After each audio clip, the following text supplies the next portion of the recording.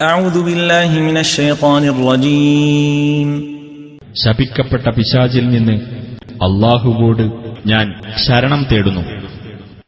أولم يتفكروا ما بصاحبهم من جنة إن هو إلا نذير مبين.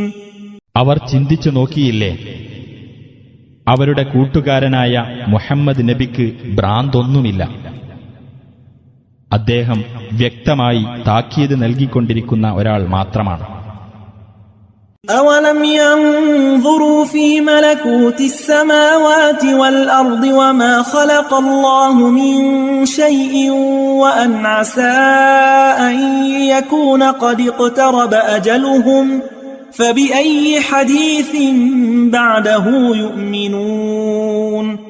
ആകാശഭൂമികളുടെ ആധിപത്യ രഹസ്യത്തെപ്പറ്റിയും അല്ലാഹു സൃഷ്ടിച്ച ഏതൊരു വസ്തുവെപ്പറ്റിയും അവരുടെ അവധി അടുത്തിട്ടുണ്ടായിരിക്കാം എന്നതിനെപ്പറ്റിയും അവർ ചിന്തിച്ചു നോക്കിയില്ലേ? ഇനി ഈ ഖുർആനു ശേഷം ഏതൊരു വൃത്താന്തത്തിലാണ് അവർ വിശ്വസിക്കാൻ പോകുന്നത്? من يضلل الله فلا هادي له ويذرهم في طغيانهم يعمهون. ഏതൊരുവനെ അല്ലാഹു പിഴവിലാക്കുന്നുവോ അവനെ നേർവഴിയിലാക്കാൻ പിന്നെ ആരുമില്ല.